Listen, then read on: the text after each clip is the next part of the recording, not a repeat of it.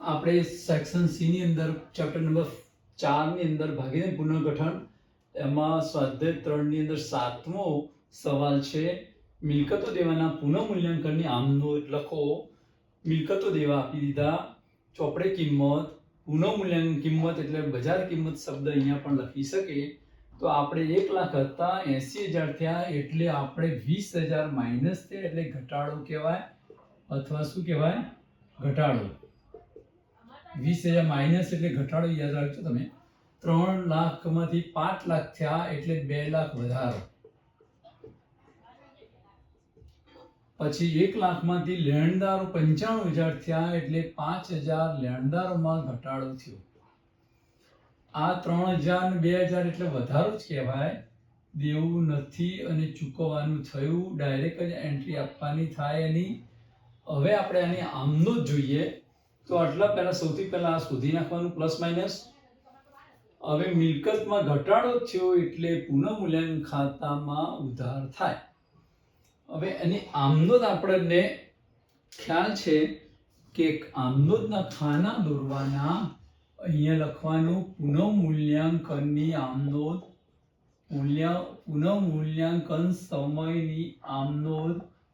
આપણે એટલું ટાઇટલ લખવાનું અને ઉધાર જમા અને ખાપાનું ખાનું આપણે નાનું કરીએ અને ક્રમ પણ લખવાનો છે. ક્રમ માટે દોરી દઈએ. આપણને ખાના, તારીખ, વિગત, ખાપા, ઉધાર રૂપિયા અને જમા રૂપિયા. હવે આપણે પહેલી મિલકત ઘટી એટલે નંબર 1 પુનઃમૂલ્યાંકન ખાતે ઉધાર કરીશું. મિલકતમાં ઘટાડો થાય એટલે પુનઃમૂલ્યાંકન ખાતે ઉધાર અથવા નાનું હવાલા ખાતે ઉધાર. 20,000 રૂપિયા અને 20,000 રૂપિયા આપણે આવશે કોના ખાતે? મિલકતનું નામ એન્ત્રો છે તે એન્ત્રો ખાતે. આ બાજે લખવાની કે મિલકતમાં યંત્રની કિંમતમાં ઘટાડો છે તેના. બાજે તો લગભગ ના પાડતા હોય છે પણ કશું જ કીધું ના હોય, સૂચના ના હોય તો બાજે લખવી. 2 લાખનો વધારો થયો તો નફો થયો કહેવાય. એટલે જમીન મકાનની કિંમત વધી એટલે ઉધાર કરવાના. એકલી જમીન લખી છે તો જમીન ખાતે ઉધાર લખીશું. તે પુનઃમૂલ્યાંકન ખાતે અથવા નફા નુકસાન હવાલા ખાતે એવું લખાય. અને રકમ લખીશું ઉધારના ખાનામાં 2 લાખ રૂપિયા તફાવતની રકમ અને જમા ખાનામાં 2 લાખ રૂપિયા. અને આપણે એકમ દશકના ચિહ્નો કરવા. હવે નંબર 3 લેણદારો આયા તો આપણે લેણદારોમાં આપણને 5,000 ઘટાડો થયો એટલે આપણને ફાયદો થયો કહેવાય, નફો થયો કહેવાય. એટલે પુનઃમૂલ્યાંકન ખાતે જમા આવે, લેણદારો ખાતે ઉધાર આવે. ખાતે ઉધાર કેટલા રૂપિયા છે મિત્રો? બોલો જોઈએ. 5,000. તે લેણદારોમાં હવે તે પુનઃમૂલ્યાંકન ખાતે હું શોર્ટમાં લખી દઉં છું. Dash number 4. હવે ચૂકવણ બાકી ખર્ચા એટલે દેવું કહેવાય. દેવું વધે તો પુનઃમૂલ્યાંકન ખાતામાં ઉધાર આવે છે. પુનઃમૂલ્યાંકન ખાતે ઉધાર તે આપણે અહીંયા વાક્ય રચના લખી છે. ચૂકવવાના બાકી ખર્ચા ખાતે, બાકી ખર્ચા ખાતે રકમ છે 3,000 રૂપિયા અને અહીંયા પણ 3,000 રૂપિયા લખવાની. અને હવે આપણે છેલ્લી આમનોંધ 5મી.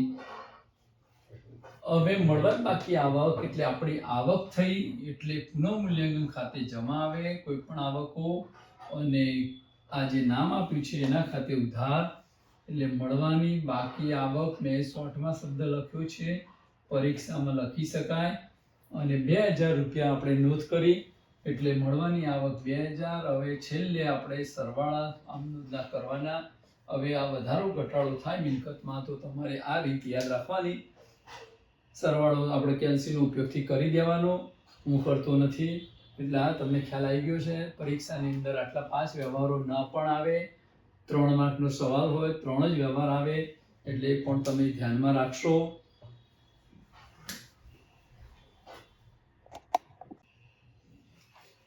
આપણે અહીંયા જોઈએ પૂનમ ધવલ કોમલ, ઉદાહરણ નંબર 3 છે, ચેપ્ટર નંબર 4. પૂનમ ધવલ કોમલ એક પેઢીના ભાગીદારો છે. નફા નુકસાન ફાળવણીનું પ્રમાણ 3:2:1 છે.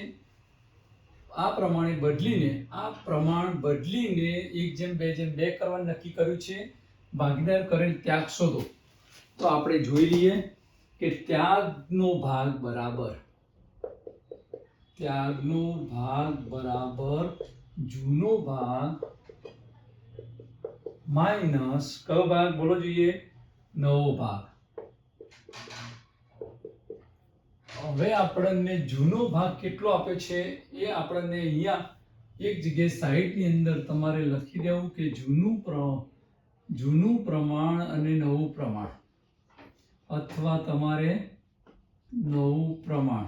અહીંયા ભાગ શબ્દ લખવો હોય તો લખાય જૂનું 3:2:1, 1:2:2, સરવાળો 5 થાય, આનો સરવાળો 6 થાય. તો હવે આપણે અહીં પૂનમ, તો પૂનમનો ત્યાગનો ભાગ બરાબર મૂકો કિંમત. જૂનું પ્રમાણ 3/6 લખાય અને નવો ભાગ 1/5 લખાય. અહીંયા 2 છે, 1/5 લખાય. હવે આપણે અહીંયા ચોકડી ગુણાકાર કયો કરવાનો છે હું બતાવી દઉં. આ ચોકડી ફર્સ્ટ, પછી આ ચોકડી, પછી આ બંનેની ચોકડી, છેદની જે ચોકડી હોય, એટલે આપણે આ ફર્સ્ટ લેવાની છે ચોકડી, યાદ રાખજો. એટલે આપણે અહીંયા આ 3 અને 5 નો ગુણાકાર ફર્સ્ટ થશે, એટલે 15, 6 ગુણાકારમાં 1, નીચે 30, એટલે 9/30 પ્લસમાં જવાબ આવે એટલે જે સૂત્ર મૂક્યું હોય ત્યાગનું મૂક્યું છે એટલે ત્યાગ લખવાનો. આ જ રીતે હવે ધવલનો ભાગ શોધીએ આપણે. ધવલનો ત્યાગનો ભાગ બરાબર, ચલો લખાવ કિંમત. આપણે આ ફિનિશ થઈ ગયું. હવે 2/6 અને માઇનસ 2/5. હવે આની ગણતરી કરીએ. આ ચોકડીનો ગુણાકાર કરીએ.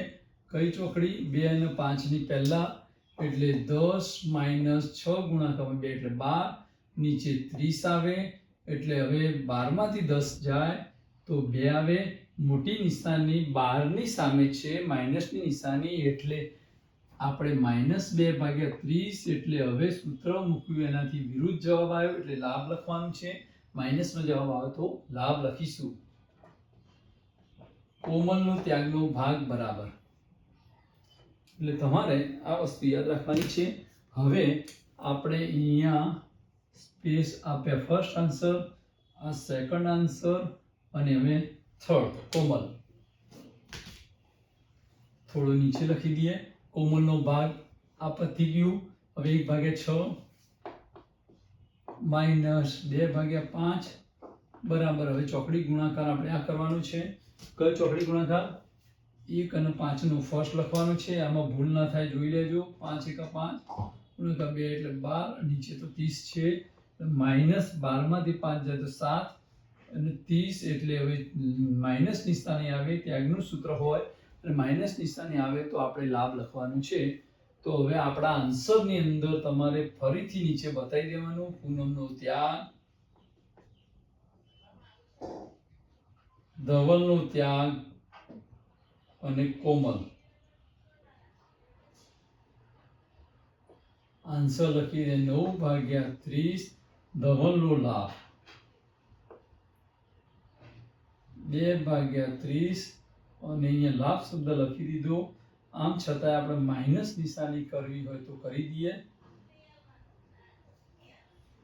આમ તો તમારે આ રીતે બતાવવાનું. હવે તમને બીજી એક્સ્ટ્રા સૂચના બતાવી દઈએ કે હવે આ પ્રમાણ છે એ હવે સપોઝ ધારો કે આ પ્રમાણ આપણે ચેન્જ કરીએ કે હવે આ રીતે લખી દે 3/6, 2/6 અને 1/6, અને અહીંયા 1/5, 2/5, 2/5. તો આપણે કંઈ નવું કર્યું નથી, એમને ખાલી છેદમાં લખી દીધું છે 6.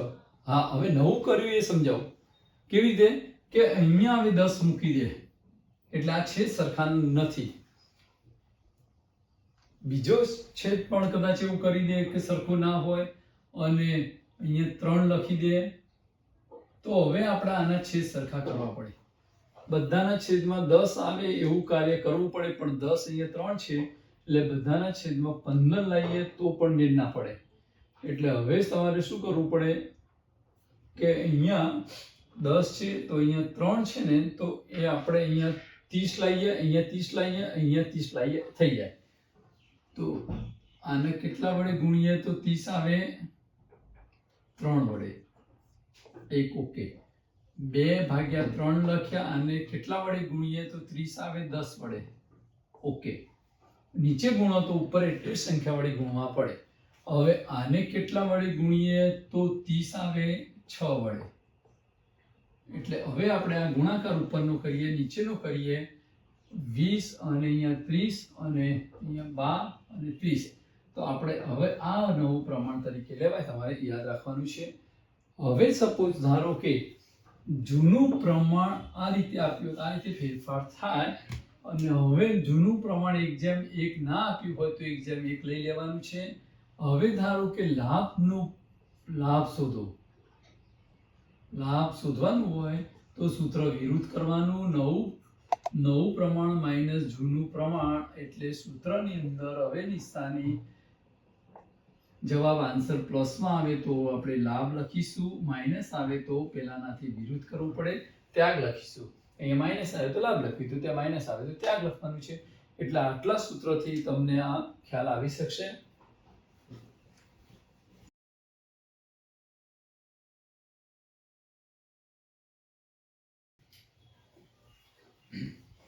આપણે હવે સેક્શન સી માટે ચેપ્ટર નંબર 7 ભાગ્ય પેઢીનું વિસર્જન આપણે જોઈએ. તો વિસર્જન આપણે આ દાખલો સમજતા પહેલા કેટલાક થોડા નિયમો જોઈએ. તો વિસર્જન સમયે માલ મિલકત નિકાલ ખાતું બનાવવામાં આવે છે. મિલકતો અહીંયા બંધ ખાતા બંધ કરીને અહીંયા લખાય છે અને દેવા અહીંયા લખાય છે. એટલે આપણી પહેલી આમનો શું થાય એ સમજીએ. કોઈ પણ મિલકત હોય એની ઉધાર બાકી હોય છે એટલે મિલકત ખાતું જમા કરવાનું, એ રીતે યાદ રાખો. અથવા માલ મિલકત નિકાલ ખાતામાં ઉધાર તે મિલકત ખાતે, આ વસ્તુ યાદ રાખવાની છે. એટલે મિલકતની પહેલી એમનો બોલો જોઈએ શું થાય? માલ મિલકત નિકાલ ખાતે ઉધાર તે જે તે મિલકત ખાતે. તો દેવાની શું થાય? આનાથી વિરુદ્ધ થાય. દેવા ખાતે ઉધાર તે માલ મિલકત નિકાલ ખાતે. હવે રકમ ઉપજે તો આપણે આમનો પહેલી મિલકતની કરીએ તો આપણે કહી દઉં કે મામીની ખાતે ઉધાર તે આપણે મિલકત ખાતે જમા. તો પહેલી આમનું થઈ. હવે આ રકમ ઉપજી તો આ મામીની ઉધાર છે ને, તો મામીની જમા જ કરવાનું થાય, બીજી કોઈ એન્ટ્રી થાય નહીં. હવે મિલકતની અંદર રોકડ મળે, ચેક મળે તો આપણે અહીંયા રોકડ ખાતે ઉધાર લખવાના. ચેક મળે તો બેંક ખાતે ઉધાર લખવાના. અને રોકડ ચેક બંને શબ્દો ઓબ્લિક કરી લખવું હોય તો લખી શકાય. તો મિલકતની ઉપરની આમનો આ થશે. હવે આ રોકડની જગ્યાએ કોઈ ભાગીદાર લઈ જાય તો અહીંયા ભાગીદારના મૂડી ઓબ્લિક ચાલુ ખાતે લખાય. ભાગીદારના મૂડી ઓબ્લિક ચાલુ ખાતે લખી શકાય. તો આટલું જ બદલવાનું છે. એટલે મિલકત આવે તે મામીની ઉધાર, ઉપજે એટલે મામીની જમા. દેવામાં આનાથી વિરુદ્ધ થાય. દેવા ઉધાર, મામીની જમા. હવે દેવું ચૂકવીએ એટલે મામીની ઉધાર, આ બે જોડે આવે દેવામાં. જમા ઉધાર, પહેલા જમા પછી ઉધાર. હવે આપણે ઉધાર કરી દીધા, દેવું ચૂકવીએ, રોકડ જાય છે એટલે રોકડ ખાતે જમા. રોકડ નથી આપતા, કોઈ ભાગીદાર લઈ જાય તો ભાગીદારના મૂડી ઓબ્લિક ચાલુ ખાતે જમા. બોલો જે આમને પાકી કરી દો. ચલો, મિલકત આવે તો કઈ મિલકત? મામીની ખાતે ઉધાર તે મિલકત ખાતે જમા કરી દીધી. હવે મામીની ઉધાર કરી મામીની જમા કરી દો. અહીંયા રોકડ લખો, ભાગીદાર લઈ જાય ભાગીદાર લખો, એનું નામ લખી મૂડી ખાતે ચાલુ ખાતે લખો. દેવામાં આ જ રીતે તમે હવે યાદ રાખજો, રટન કરો. હવે આપણે આ સમજી લઈએ આગળ.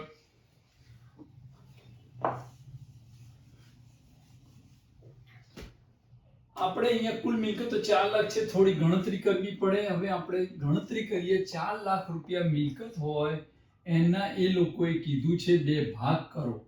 એક તો અહીંયા સ્થિર મિલકત અને ચાલુ મિલકત. તો પહેલા આપણે ચાલુ મિલકત લખીએ અને સ્થિર મિલકત લખીએ. અહીંયા સ્થિર મિલકતનું બીજું નામ પણ બિન ચાલુ મિલકત કહી શકાય. હવે ચાલુ મિલકતો 40% છે, અહીંયા લખ્યું છે ને 40%, અહીંયા લખ્યું છે 40%, અને 60% આપણને 100 માંથી 40 બાદ કરવાના. જો અહીંયા 30 હોય તો અહીંયા 70 લખવાના, અહીંયા 50 હોય તો અહીંયા 50 લખવાના, અહીંયા હોય એની ઉપર આધાર. હવે 4 લાખના 40% કરો તો 1,60,000 આન્સર આવે. એમાંથી એની રોકડ બેંક હોય તો બાદ કરવાની છે, તો રોકડના 20,000 રૂપિયા બાદ કરીશું, એટલે 1,40,000 મળશે. આ બોક્સ કર્યું. હવે 4,60,000 એટલે કેલ્સીની અંદર ગણતરી કરું, ચલો ફટાફટ. 2,40,000 આવશે, તો અહીંયા બોક્સ કર્યું. હવે આપણે આટલું બોક્સ કર્યા પછી પહેલી આમનોંધ થઈ ગઈ આપણી, આ બોક્સ વાળી રકમ. તો મેં કીધેલું કે મામીની ખાતે ઉધાર, આમનોંધના ખાના દોરી લખજો, તમારો ટાઈમ ના બગડે એટલે હું થોડો અહીંયા આમ ખાના દોરવામાં સમય બગાડતો નથી. મામીની ખાતે ઉધાર, આ બંનેનો સરવાળો એટલે 2 લાખ, અને કેટલા થશે બંને સરવાળો? 2 અને 3 380, 3,80,000 તે ચાલુ મિલકત ખાતે, તે સ્થિર મિલકત ખાતે. રકમ આપણે શોધી કાઢી છે 1,40,000 અને 2,40,000, એટલે આ બંનેનો સરવાળો 380 થઈ જવું જોઈએ. થઈ ગયો. હવે મેં કીધું કે પહેલી આમનોંધ આપણે ફિનિશ, તો બીજી આમનોંધમાં મામીની ઉધાર છે તો જમા કરવાનું, રકમ પણ આ લેવાની નથી. મામીની ખાતે જમા, અને ઉપજે એ રકમ હજુ શોધવાની છે આપણે, અને ઉપજ્યા એટલે રોકડ બેંક ખાતે ઉધાર, રોકડ ઓબ્લિક બેંક ખાતે ઉધાર. તમારે આટલું યાદ રાખવાના, ઉધાર તો આ જમા. હવે રકમ આપણે શોધીએ. સ્થિર મિલકતના ઉપજે એટલે આ બાજુ 120%, ગુણાકાર જ કરવાનો. ચલો કેલ્સીને 2,40,000 ગુણાકારમાં 120% એટલે 2,88,000 આન્સર મળ્યો. કેટલા મળ્યા? 2,88,000. આ સેકન્ડ નંબરનું બોક્સ કર્યું. આ ઉપરનું બોક્સ છે. હવે આની અંદર 80%, એટલે ગુણાકારમાં 80% કરવો જોઈએ, એટલે 1,40,000 ગુણાકારમાં 80%, 1,12,000. એટલે આપણે આ ઉપજા છે ને, એટલે આ બોક્સ ગ્રીન, આ બોક્સ કરી દીધું. હવે આ બંનેનો સરવાળો કરીએ તો કેટલો થાય? 1,12,000 વત્તા 2,88,000, 2 ને 3 3 ને 4 લાખ સરવાળો થાય, એટલે 4 લાખ રૂપિયાની આમનોંધ. હવે આમનોંધની રકમ 4 લાખ રૂપિયા આપણે મૂકી દઈશું. આ રીતે શોધવાની હતી, અને આ રીતે આમનોંધ કરવાની. પરીક્ષાની અંદર બાજે લખવાની હોય તો લખવાની, નહીં તો ટોટલ તો અવશ્ય કરવાનું. આમનોંધના ખાના દોરવાના પેન્સિલથી, અને આ રીતે આમનોંધનો સરવાળો જે થતો હોય કરવાનો. આની અંદર હવે તમને સંપૂર્ણ ખ્યાલ આવ્યો છે. પેપર સેટર છે આ રકમો ડબલ કરે, અડધી કરે, એ રીતે એમના નિયમો છે, કરી શકે છે. હવે કોઈ પણ મિલકતની આમાંથી હવે ચાલુ મિલકત 1,40,000 પૂછી નાખે, સ્થિર મિલકત હવે 2,40,000 પૂછી નાખે, તો એની આમનોંધ પણ આવી જ કરવાની. પછી ઉપજાઈની રકમ કરવાની. કોઈ ભાગીદાર લઈ જાય તો ભાગીદારની નોંધ કરવાની.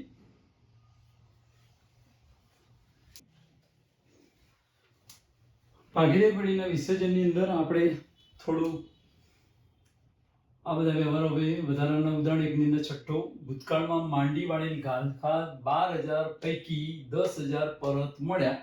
આપણે ફક્ત આ 10,000ની આમનોંધ કરવાની છે. એટલે મળ્યા એટલે રોકડ. આ માલ મિલકત ખાતાનો નિયમ શું કહે છે? બોલો જોઈએ. રોકડ આવે તો ઉધાર, તો રોકડ બેંક ખાતે ઉધાર, તે માલ મિલકત નિકાલ ખાતે. એટલે આ આમનોંધની અંદર આ 12,000ની એન્ટ્રી થશે નહીં.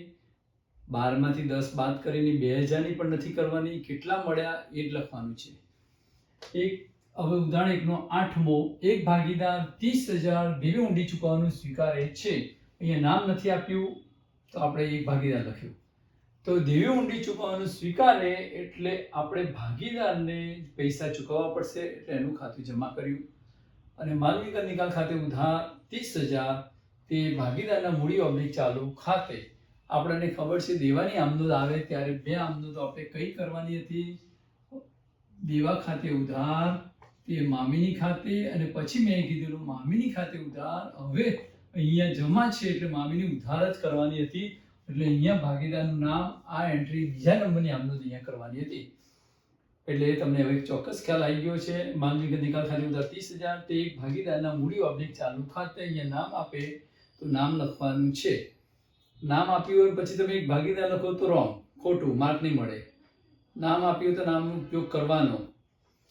હવે ઉદાહરણ 1 નો 10મો, ભાગીદાર વિજય પેઢીના વિસર્જનની કાર્યવાહી કરવાની જવાબદારી સ્વીકારે છે, તેના બદલામાં તેને મહેનતાણા તરીકે 12,000 ચૂકવવાનું નક્કી કર્યું. તો આપણે આમનોંધની અંદર માલ મિલકત નિકાલ ખાતાનો ખર્ચ કહેવાય 12,000, એટલે આપણે ઉધાર કરવાના.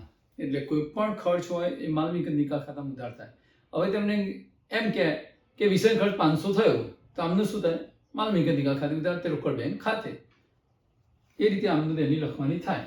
તો હવે 12,000 રૂપિયાથી પૂરેપૂરી આમનોંધ માલ મિલકત નિકાલ ખાતે ઉધાર. હવે પેઢીએ 6,000 ચૂકવી દીધા, તો 6,000 રોકડ બેંક ખાતે જમા. જે પૈસા જાય છે રોકડ જાય તો જમા કરો, માલ મિલકત નિકાલ ખાતાનો નિયમ. હવે આપણે જે બાકીના ડિફરન્સ 12માંથી 6 ગયા, આ ડિફરન્સ છે.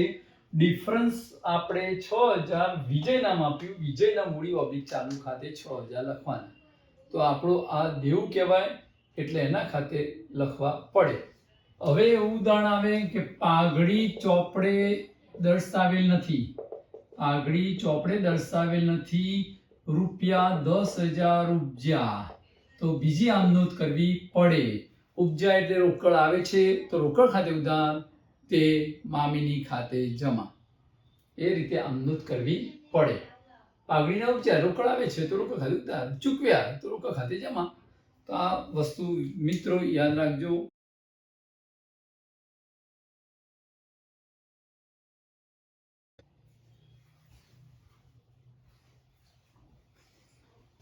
પાર્ટ 2 ની અંદર હવે આપણે ઉદાહરણ ડિબેન્ચરના ચેપ્ટરની અંદર ઉદાહરણ નંબર 9 નો અભ્યાસ કરીએ. આવા 2-3 IMP દાખલાઓ આપણે છે, તો એનો તમે અભ્યાસ કરજો. અને ઓપ્શનમાં અમુક વિદ્યાર્થીઓ નીકાળી દેતા હોય છે, પરંતુ મેં 2-3 આપ્યા છે, તો એટલા ખાસ કરજો. પછી બીજા વધારાના કરવા હોય તો હું હવે પછી રજૂ કરીશ. મિલકતો એટલે સૌથી પહેલા આન્સર આપતા પહેલા આપણે મિલકતમાંથી દેવા બાદ કરવા પડે, એટલે ચોખ્ખી મિલકત શોધવી પડે. હવે પાઘડીના ચેપ્ટરમાં પણ શોધીએ છીએ. અહીંયા પાઘડી શોધવાની છે. ચોખ્ખી મિલકતો બરાબર કુલ મિલકત માઇનસ કુલ દેવા, કુલ મિલકત માઇનસ કુલ દેવા. એટલે આપણને આપી દીધા છે, નહીં તો જુદી જુદી મિલકતો આપી હોય તો એમનો સરવાળો કરવાનો, દેવા જુદા જુદા હોય તો દેવાનો સરવાળો કરવાનો, પછી બાદબાકી કરવાની છે. મિલકતો અને દેવાની બાદબાકી 1,60,000. હવે આપણે આ બાદબાકી રકમ કેટલી થશે એ આપણે કેલ્સીના મદદથી ગણી લેવાનું છે. તમારે 8,80,000 માઇનસ 8,80,000 માઇનસ 1,60,000 એટલે 7,20,000 રૂપિયા આવશે. તો આપણે 7,20,000 રૂપિયા લખવાના. હવે આપણને અહીંયા ખરીદ કિંમત આપી છે, તો ખરીદ કિંમત પણ લખીશું. ખરીદ કિંમત કેટલી આપી છે? 7,68,000. તો હવે આપણી ચોપડાની કિંમત 7,20,000 છે, અને પૈસા વધુ મળે છે એટલે પાઘડી કહેવાય, ઓછા મળે તો મૂડી અનામત કહેવાય. એટલે પાઘડીનું સૂત્ર અહીંયા એવું થાય કે ખરીદ કિંમત માઇનસ ચોખ્ખી મિલકત. ખરીદ કિંમત 7,68,000 માઇનસ ચોખ્ખી મિલકત 7,20,000. હવે આપણે આ બેની બાદબાકી કરીએ તો કેટલા રૂપિયા આવશે? 7,20,000 7,68,000 માંથી 20,000 7,20,000 બાદ કરીએ તો 48,000 રૂપિયા આવે. આ પાઘડી છે. પાઘડી એક જાતની મિલકત કહેવાય. તો હવે આપણે પછીની શું ગણતરી કરવાની છે કે 100 ની કિંમતે એક એવા 12% ડિબેન્ચર 20% પ્રીમિયમ આપે છે, તો ડિબેન્ચરનો ભાવ શોધવો પડે. ડિબેન્ચરનો ભાવ 100 પ્લસ 20% એટલે 120 રૂપિયા થાય. હવે આપણે ડિબેન્ચરની સંખ્યા પણ શોધવી પડે. ડિબેન્ચરની સંખ્યા એટલે આપણી ખરીદ કિંમતને ડિબેન્ચરના ભાવ વડે ભાગાકાર કરીશું. ડિબેન્ચરનો ભાવ વડે ભાગીએ એટલે આપણે ખરીદ કિંમત 7,68,000 છે અને એનો ભાવ 120 છે, તો એ બેનો ભાગાકાર કરીએ એટલે આપણને ડિબેન્ચરની સંખ્યા મળે 6400 ડિબેન્ચર આવે, 6400 ડિબેન્ચર. હવે આપણે બધી જ ગણતરી પૂરી થઈ ગઈ. હવે આમનોંધ લખવાની છે. તો આમનોંધની અંદર હવે આપણને મિલકતો છે, મિલકતોની આમનોંધ હવે આપણે લખીશું. તો આમનોંધના ખાના હું દોડતો નથી, નંબર 1 લખી દો, અહીંયા ટાઇટલ લખી દેવાનું, નીતિન મેટલ્સ લિમિટેડે પટેલ ટ્રેડર્સની મિલકતો ખરીદી. તો નીતિન મેટલ્સ ટ્રેડર્સના ચોપડે આમનોંધ નંબર 1. તો મિલકતો ખાતે ઉધાર એટલે મિલકત ખાતે ઉધાર અથવા મિલકતો ખાતે ઉધાર રૂપિયા 8,80,000. પાઘડી છે એટલે પાઘડી ખાતે ઉધાર આપણને 48,000 રૂપિયા મળ્યા છે. 48,000 અહીંયા હતા, લખી દીધા. લેણદારો એટલે દેવા ખાતે જમા, આપણને દેવું આપ્યું 1,60,000, તો 1,60,000 આપણે જમા કરીશું. અને હવે જે કોને પૈસા આપવાના? પટેલ ટ્રેડર્સની મિલકતો ખરીદી, તો પટેલ ટ્રેડર્સ ખાતે જમા લખીશું. હવે અહીંયા જે ખૂટે એ રકમ લખવાની છે. તો કેટલી આવે બાદબાકી કરવું જોઈએ. 8,80,000 પ્લસ 48,000 સરવાળો થયો 9,28,000 માઇનસ 1,60,000 એટલે આપણે 7,68,000 સરવાળો એટલે ખરીદ કિંમત જેટલું જ આવે. ખરીદ કિંમત હોય એ લખી દઈએ તો ચાલે.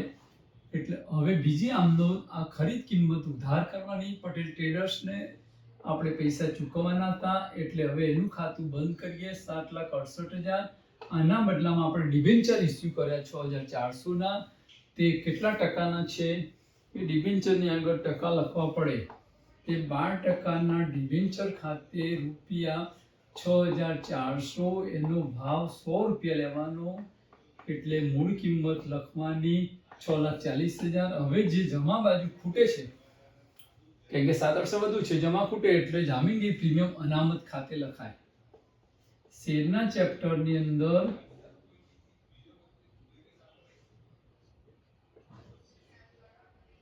પ્રીમિયમ અનામત ખાતે શેરના ચેપ્ટરની અંદર આપણને શું લખવામાં આવે છે? તો અહીંયા ગુણાકાર કરવો હોય તો 6,400 ગુણાકારમાં 20 રૂપિયા કરીએ. એટલે હવે ગુણાકાર કરીને રકમ લઈ દઈએ. 6,400 ગુણાકારમાં 20 રૂપિયા એટલે 1,28,000 આવે, અથવા તમે બાદબાકી કરેલી રકમ શોધી શકો. એટલે આ રીતે બે આમનોંધ કરવાની હતી.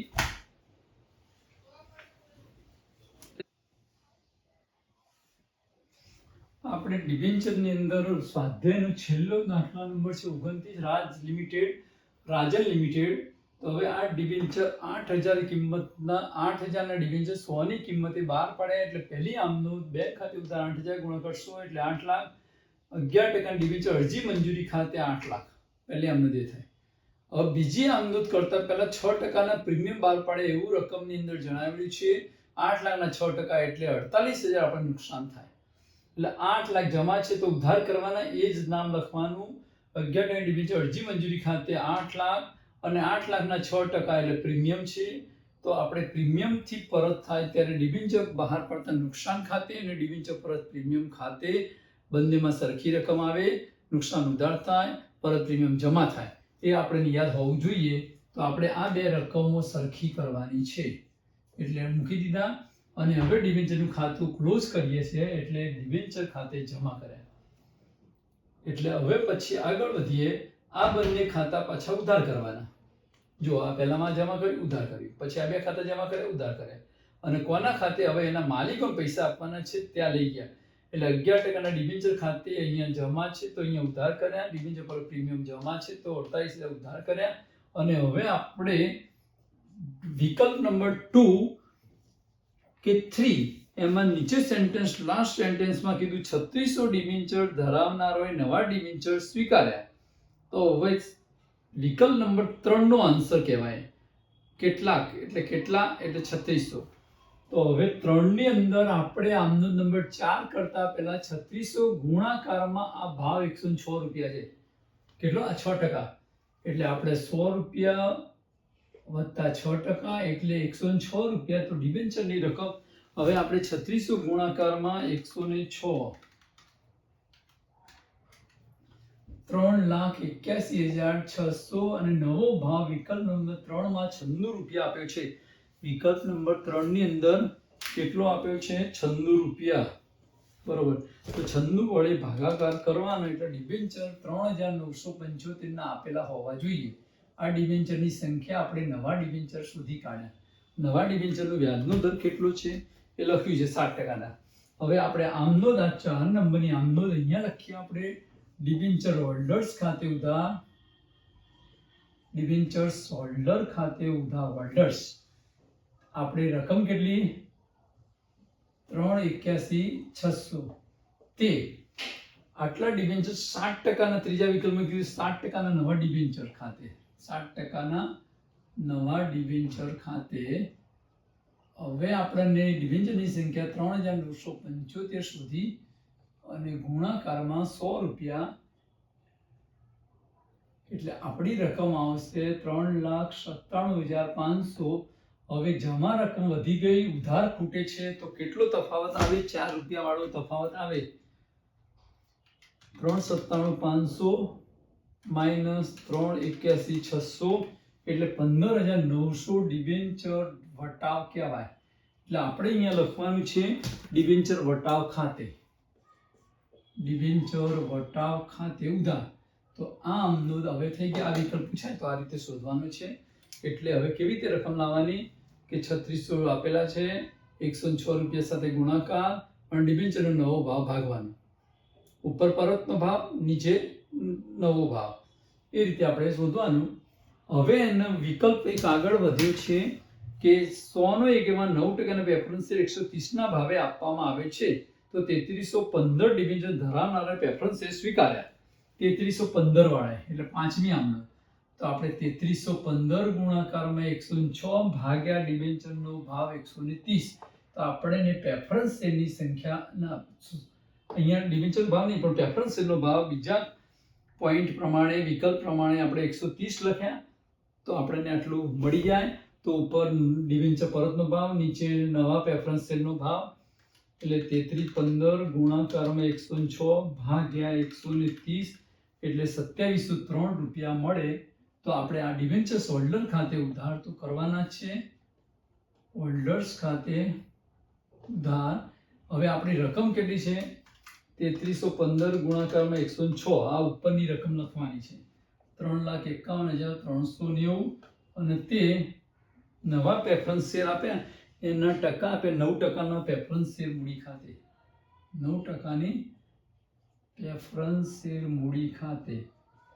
કેટલા રૂપિયા? 2703 ગુણાકારમાં 100 એટલે લખવાના 2 2703 ને 2 મીંડા એટલે 2,70,300. હવે જે રકમ જમા બાજુ ખૂટે છે એટલે પ્રીમિયમ કહેવાય. એટલે જામીનગીરી પ્રીમિયમ ખાતે આપણે બાદબાકી લખી દઈએ 351 390 માઇનસ 270 300 બરાબર 81,090. હવે છેલ્લી આમનોંધ કરવાની પરીક્ષામાં રોકડા પૂછાય તો હવે આપણે આ રકમ 8,48,000 બાદ કરી દેવાની. એ બે રકમો 3,81,600 માઇનસ 3,51,390 એટલે આપણી રકમ 1,15,010 115,010. તો ડિબેન્ચર હોલ્ડર ખાતે ઉધાર પહેલો વિકલ્પ છે તે રોકડ ખાતે. આમનોંધની અંદર હવે શું થાય કે આ સમની અંદર 29 માની અંદરથી 1 2 3 અને કોઈ એક જ વિકલ્પ આવે. કેમ કે પરીક્ષાની અંદર માર્કની ઓછા છે માટે 3 માર્ક છે એટલે કદાચ 3 આમનોંધ પૂછે અથવા 4 પૂછે તો આ રીતે તમારે 4 આમનોંધ કરવાનું થાય. આ રીતે ગણતરી કરવી અને 1-2 વાર અભ્યાસ કરજો. બાકીના હવે પછી આ વિકલ્પ સી ની અંદર જે છે નંબરો વધારાના કરવાના એ હું હવે તમને આપી દઈશ.